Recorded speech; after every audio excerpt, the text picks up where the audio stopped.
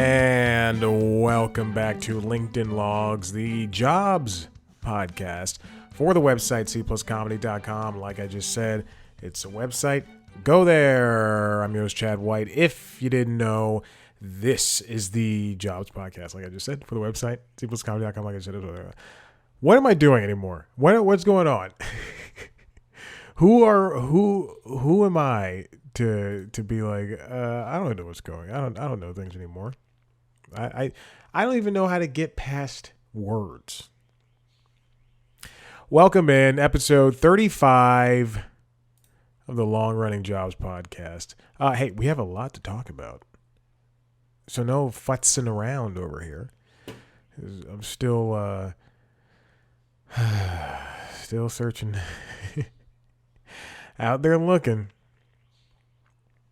Just saying, I'm ready. I had a celebrity sighting this morning. That person respected me. No, we just we passed by each other. Excuse me. That's what I said. Pardon me. Excuse me. All right, let's. It was at the gym. Big star too. I'm not gonna say who. That was a big star from a Marvel. Might be the lead of a Marvel movie. Let's get in with this. It's actually pretty tantamount that I opened up LinkedIn right when the theme song was playing, because this is in relation to the first story. This comes from Benjamin Mullen and Lauren Hirsch. Ooh, I sound good today. Over at the New York Times. With Paramount in chaos and its future uncertain, its chief steps down. That's right, Bob Bakish. If you know what that name is. Who that name is. Bob Bakish is no longer the head of Paramount. And it's true. This comes in the midst of Paramount. They're in the final week of I believe this is the final week. I don't know. But they are in the Sherry Redstone is looking to sell off the company either as a whole or in parts. And I think she's leaning towards a whole. And that's what I've been hearing from the insiders. And they're right now talking to Skydance. Other interested parties include Sony and the guy who owns the Weather Channel. Him. But he just wants BET. It's funny yesterday. Not funny, but yesterday, a company that I did one freelance story for, and there were promises of more, but the person I was talking to ghosted me, and she went to work in television. That guy, what's his name? Oh, Jesus. Owner Byron Allen. Okay, oof, thank God. Byron Allen. They started doing layoffs at the website The Grio, which I did one story for. It's a story that I pitched it. And they're like, great, go do it. And so I did it. And I came back with a very long story. And they're like, edit it down. And I edited it down. And they said, great. And I said, is there going to be more? And they said, yes. And then nothing. And I followed up, is there going to be more? Is there going to be more? Hey, this person doesn't work here anymore. Oh, and also, they were like, when they said it was great, when I edited it down, they're like, can you get some more information? And I was like, you haven't paid me yet. So I don't have money to go back up to Kennesaw. At that point, I was freelancing, living in the city. And I got this one thing. And I went all out. I went all over I went downtown to shoot some stuff. And then, but because it was I think I shot 2 stories with them. So I might have shot 2, but I went to Kennesaw for this story, and this is the only video. I think this is like one of. Actually, no, there's a lot of videos on my personal YouTube account, but this is like the video that has the most views, with people commenting from all sectors of life. It was a story about race at Kennesaw, and how there's a lot of racism at that school. A lot of people agree. And I did it, and I did that story, and It was they're like, "Can you go back and get some more information?" I went, "Guys, I can't afford the I can't even like I can't afford the gas to get up there," which was true. Anyway, for years, Sherry Redstone saw Bob Bakish as a loyal lieutenant who could navigate the treacherous entertainment industry with the financial dexterity of the management consultant he once was. As Paramount's share price sagged, she was patient with him, even as she steered the company toward an eventual sale that he had reservations about. There are rumors that Bakish was gonna step down this past Monday, yesterday, last week. Bakish is 60 years old. He's going to be replaced by a, quote, office of the CEO run by three executives, three white guys. Brian Robbins, head of the Paramount movie studio. George Cheeks, chief executive of Paramount CBS division. And Chris McCarthy, chief executive of Showtime and MTV Entertainment Studios. If you follow along of industry news and it's entertainment industry news, you will know each and every single one of these people. I particularly know Cheeks and McCarthy because McCarthy was somebody I did not deal with personally, but I had to deal with a lot when I got press access to Comedy Central, which I no longer have press access to.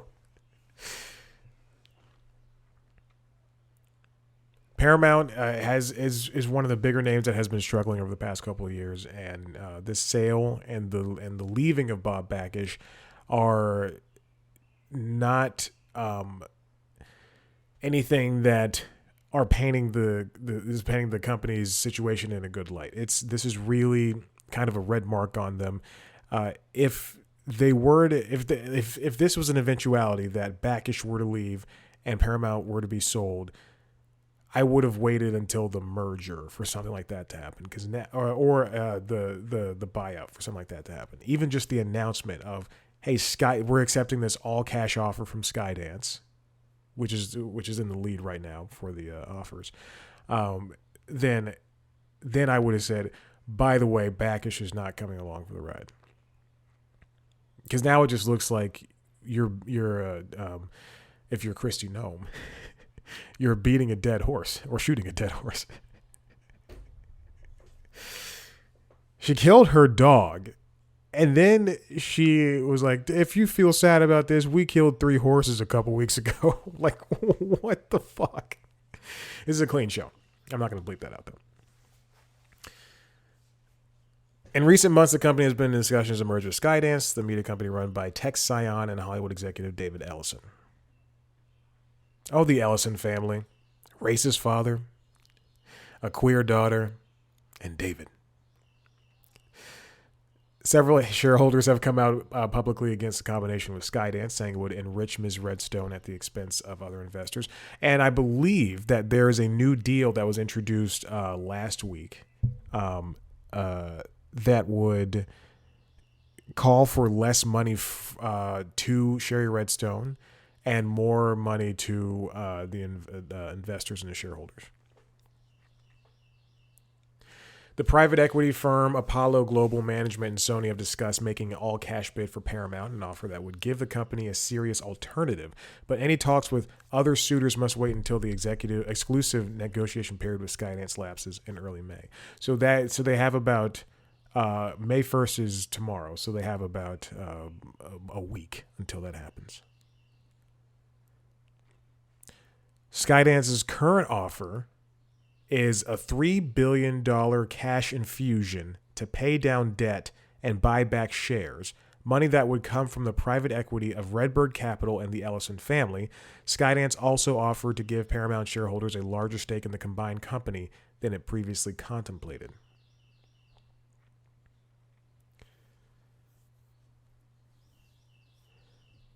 Bob Bakish wrote on just, quite frankly, less than 20 minutes ago on LinkedIn.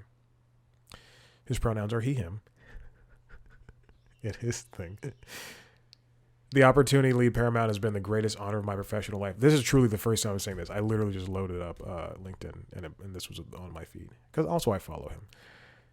He was one of the less problematic CEOs. Zaslav. JPEG. A lot of boilerplate stuff, talking about streaming TV, talking about Pluto, talking about Paramount Plus. He didn't mention CBS All Access. We did all of it while navigating a period of unprecedented change for media and entertainment, and while using our platform to do good in the communities we serve. Wow, he's been there for 27 years. To our employees, I couldn't believe more strongly in all of you, and I will be there rooting for your continued success now and far in the future. How kind. Other companies, as I've mentioned before, are interested in Paramount's wares. Sherry wanted to sell off Showtime and BET. In 2021, the private equity firm Blackstone expressed interest in acquiring the Showtime cable network for at least $5.5 billion, an eye-watering sum for a business in long-term decline, one of the people said. Paramount did not pursue that deal. BET was going to go to Byron Allen. Well, he wanted it. He really wanted it. But they're trying to keep everything together at Paramount, which is, I guess good. Like, it wouldn't make sense for... This has also been a long discussion, but Iger has come out against it, selling ABC. You don't need to do that. If you have a foothold in broadcast and streaming, keep it side by side. Cable too. You don't need to sell off, because what does Blackstone have? Blackstone Investment Management. What do they own? I can't. I like a lot of real estate. But how would they wouldn't know what to do with Showtime. Showtime, ladies and gentlemen.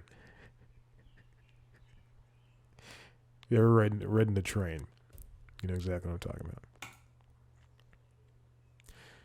I'm looking at this on IndieWire. I'm not going to link to this. But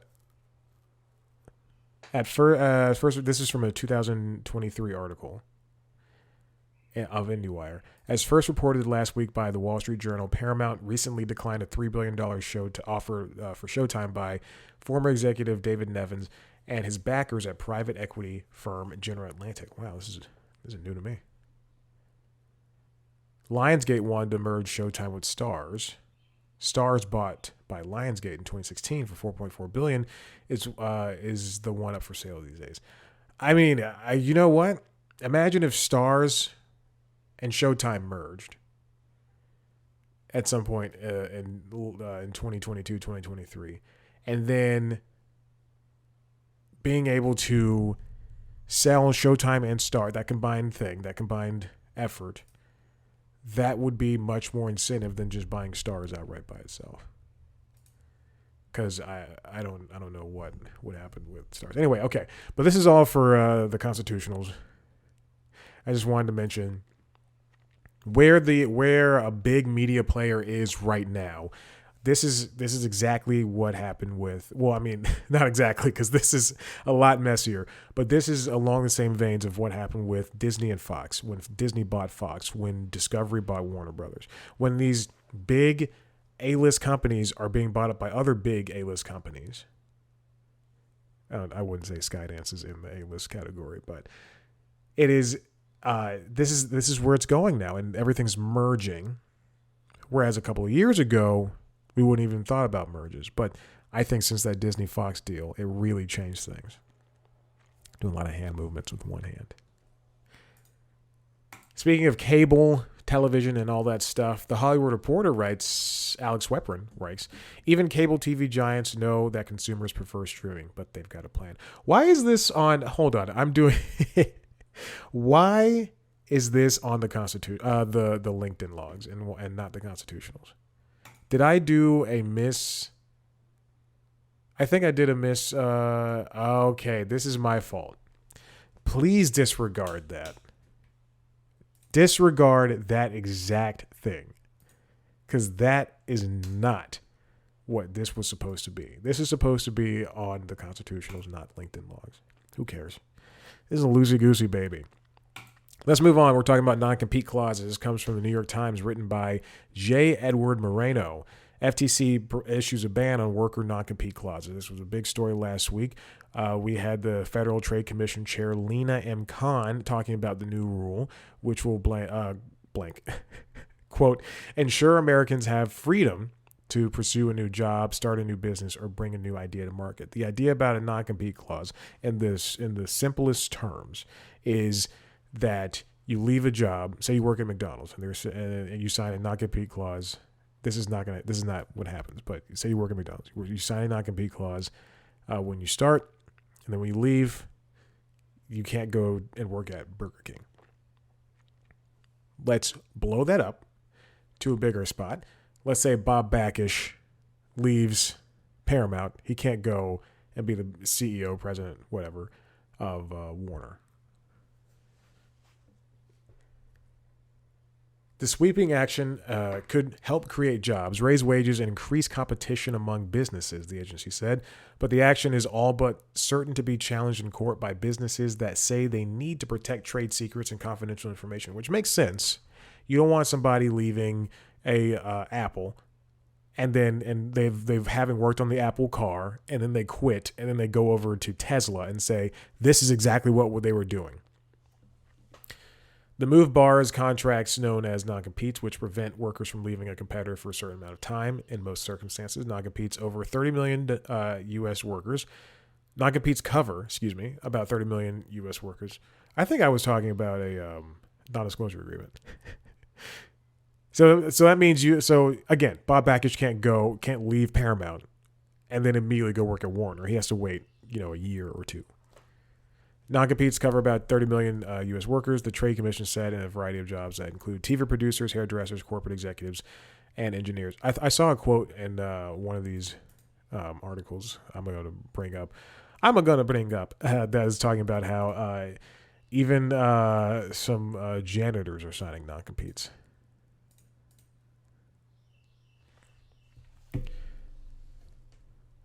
Again, if this were to go into action, it would be in action this fall, I believe. Lena Khan estimated the decision would lead up to the creation of 8,500 startups in a year and up to $488 billion in increased wages for workers over the next decade. Biden agrees with it, but the U.S. Chamber of Commerce vowed to sue the FTC to block the proposal, calling, quote, it a lawful power grab, in a statement shortly after the vote. The chamber, as well as the two dissenting commissioners, had argued that the FTC doesn't have the authority to address this issue and that it should be left to the states. Now, imagine this, but in how it affects Hollywood. You can't be a TV anchor, leave CNN, and immediately go to MSNBC. You have to wait. This comes from Winston Cho at The Hollywood Reporter. Again, I messed up with NDAs, but it's all the same thing. I had to sign so many NDAs. Let me tell you what's happening at NBC. A ban on non-competes could raise pay and complicate contracts in Hollywood.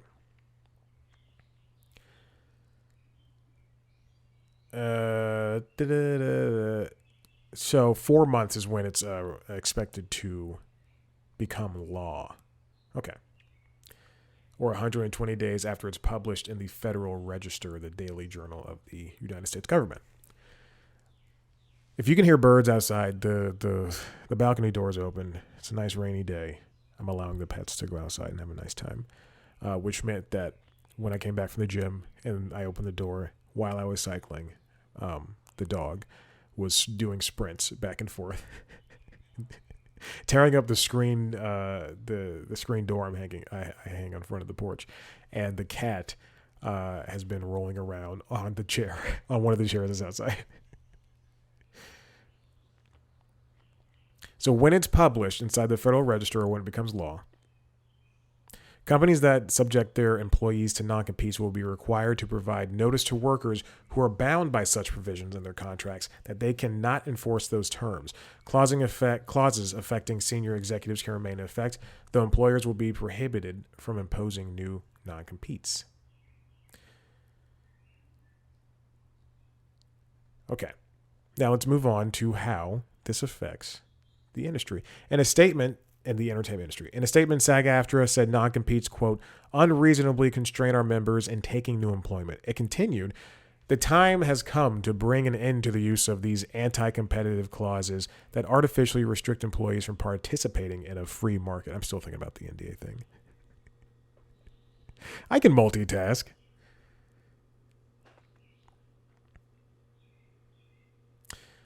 The union said that non-competes are essentially used to suppress wages in Hollywood, whereas they were traditionally limited to the most sought-after talent who agreed to include such clauses in their contracts in exchange for higher pay and more favorable terms. The, quote, landscape of employment contracts in our industry has shifted dramatically over the past 2 decades.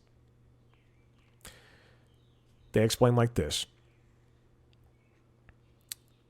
We often speak with our lower paid employees, some who earn as little as $11 an hour, who are forced to turn down employers willing to offer higher salary positions in a city that has become their preferred home because their current employer enforces a non-compete clause.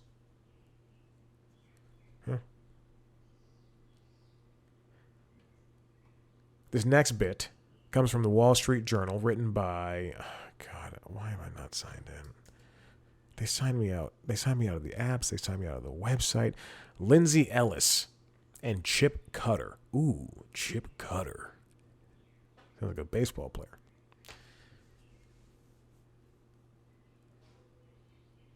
In interviews with the Wall Street Journal, workers largely cheered the new rule. They say they are already thinking about ways to ban on.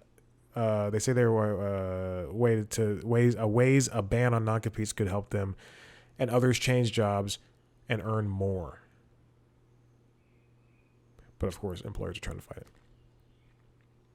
The new rules shift the balance of power between U.S. workers and their bosses. Yet again, following years of workplace clashes over remote work and pay, as well as a wave of resignations and layoffs, employees say non-competes have kept them tied to bad bosses or unreasonably limited their career mobility. Businesses say they need non-competes to protect Tracy. Oh, here's the quote. This is a very funny quote. Everybody from the janitor on up is signing a non-compete, and it's just gotten out of control, said Robert Williams, 57, who works in sales in the flooring industry. It's very funny.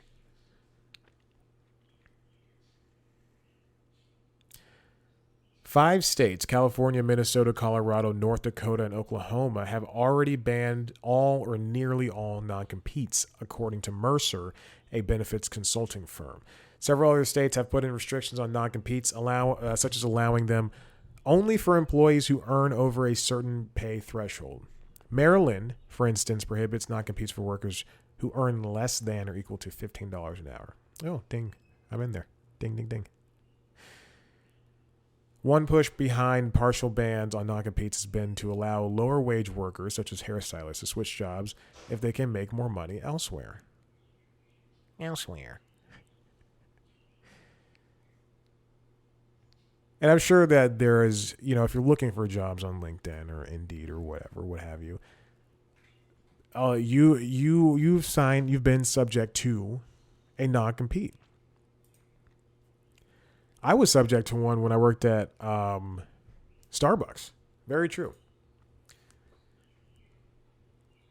I couldn't go. I worked at the Starbucks at the CNN Center. Oh, this is a different time of life. Man, it was popping over there. People were busy. There were field trips coming in every day. I made I think like a Catholic school came by one day. And there were these two nuns, and they came up to the Starbucks kiosk in the middle of the place, and I made this woman laugh. I made them both laugh very hard, but I made this one nun laugh so hard, just doing clean jokes. I don't remember a thing I said, but I remember she was laughing her nun hat off. She was just laughing. I'm still thinking about the NDA thing. She was laughing, and she gave me a tip. Also, if you tip, let me tell you this. If you tip and you tip in the shared thing at in a Starbucks or a coffee shop or whatever, they're going to have to split that up.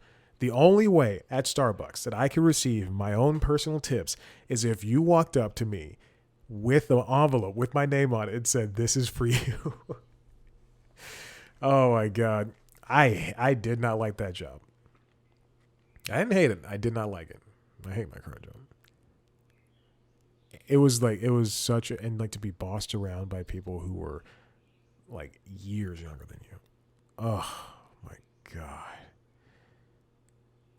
But I tell you, I was there at a particularly not good day. You know, you're not supposed to use your phones, and I was getting a phone call, and I went, I'm going to answer this. So when there was a lull, I happened to get that phone call. There was a lull, and then like a swarm of people came, and I was like, I want to dip. I just left. I left out of the kiosk. I went behind the kiosk, still in the middle of like CNN Center, and I squatted down. And I went, hello, and then I was I was called for a job offer at Bounce TV, and I was like, thank you so much. Yeah, it was great. Okay. I stood up and I was like, I'm gonna make less than $40,000 a year.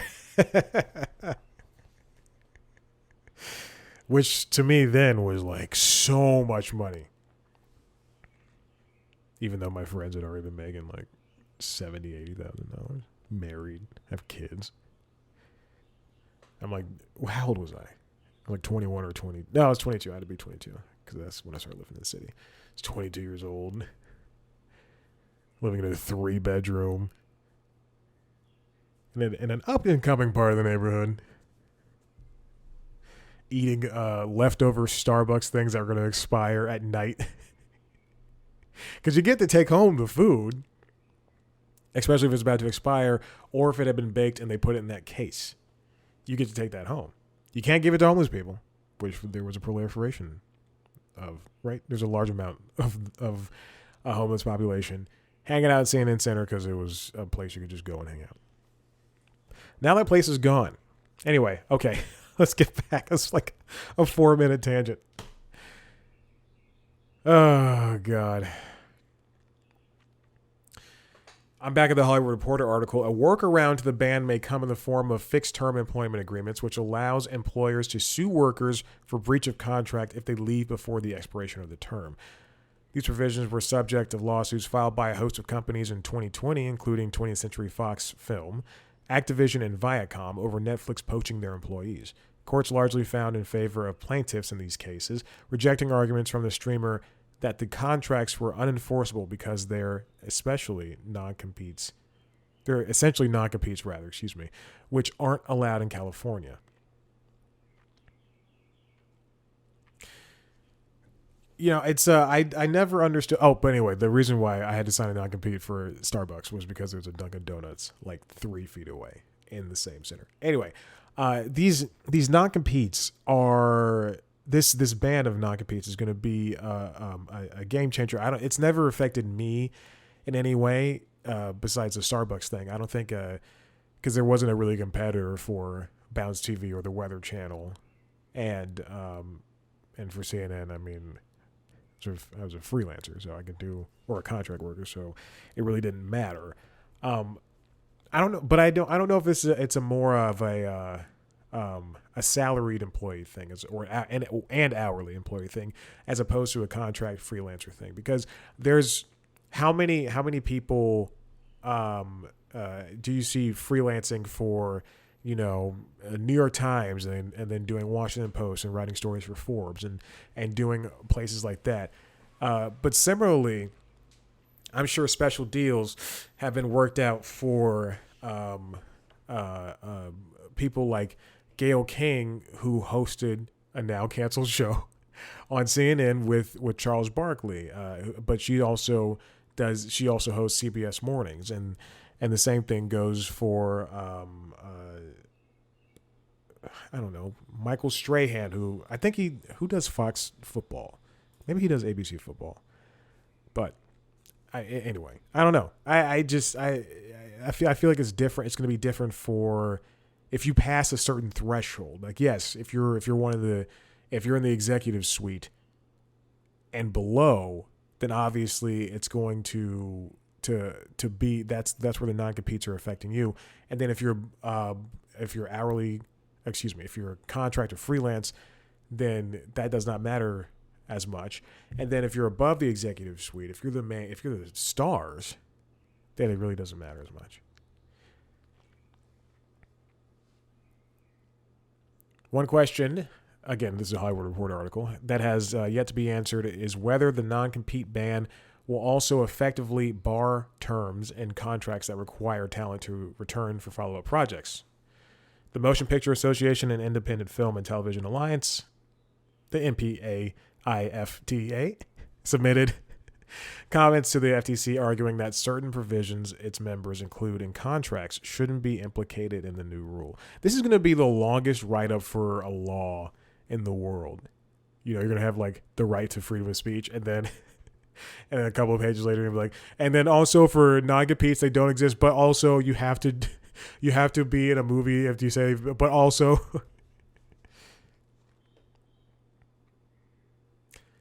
There's a lot of good takes on it, on this this ban from the FTC for non-competes, and in any case, I do think that this is a step in the right direction because of how these non-competes have been handled and done. If just let people make more money, if you're going to be restricting them to have to not work from home, or have to not work from home. They have to work back in the office, even though the pandemic should have allowed for hybrid stuff like this.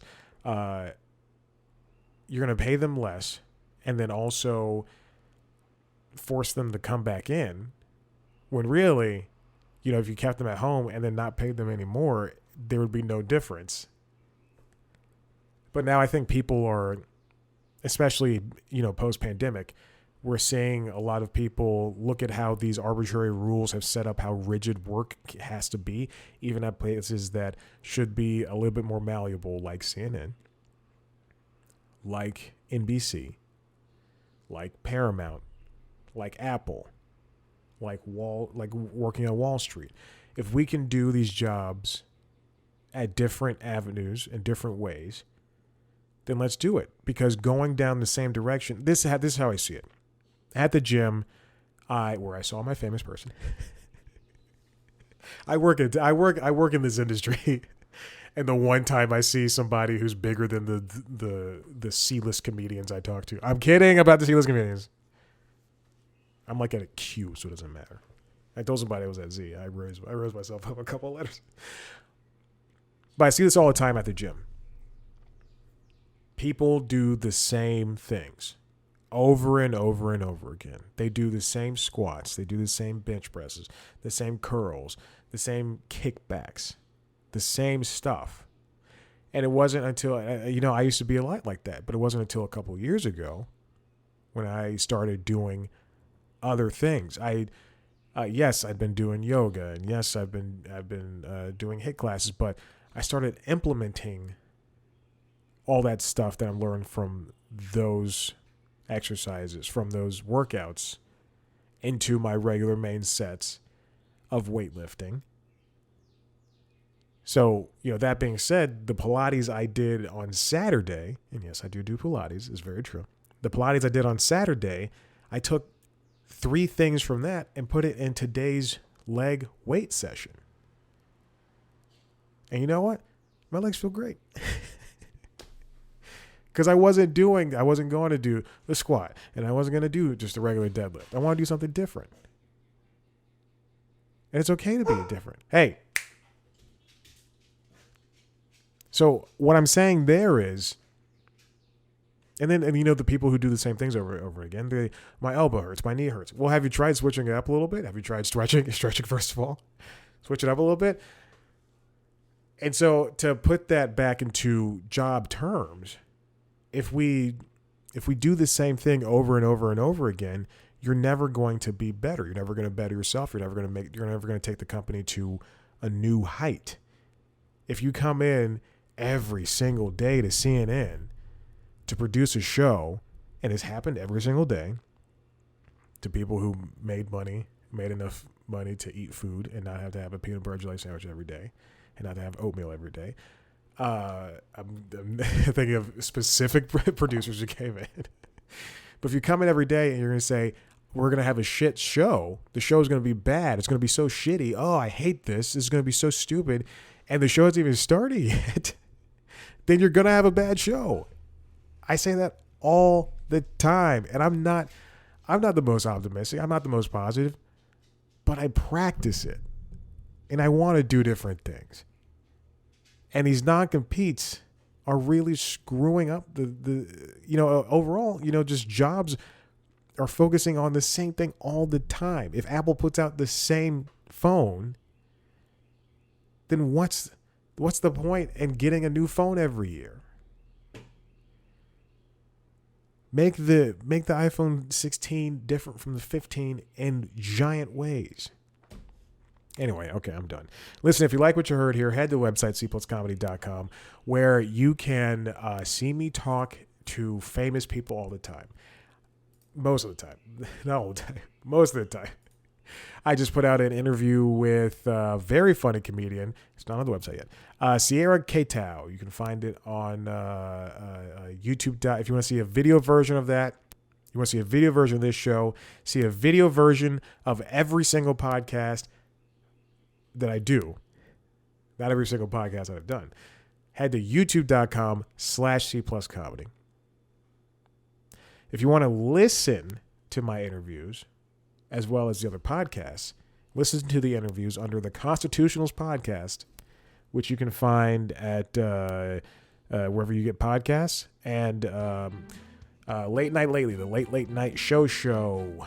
You can follow us on TikTok, Twitter, Instagram, and Facebook at C+Comedy. Follow me on those platforms at Chad Black White. Thank you so much for listening. And I'm done. Bye.